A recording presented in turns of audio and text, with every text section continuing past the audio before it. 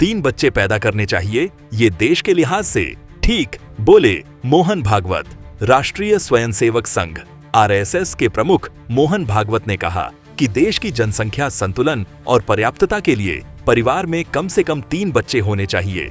उन्होंने स्पष्ट किया कि 3 बच्चे माता-पिता और बच्चों के स्वास्थ्य के लिहाज से भी सही हैं और इससे जनसंख्या नियंत्रण में भी रहेगी।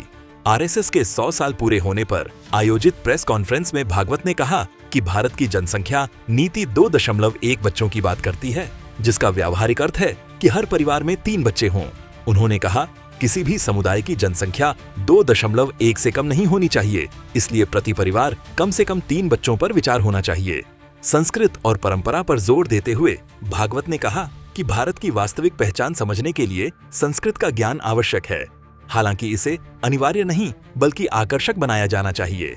भागवत ने यह भी कहा कि शहरों और मार्गों के नाम आक्रांताओं के नाम पर नहीं होने चाहिए, बल्कि वीर अब्दुल हमीद और एपीजे अब्दुल कलाम जैसे नायकों के नाम पर होने चाहिए।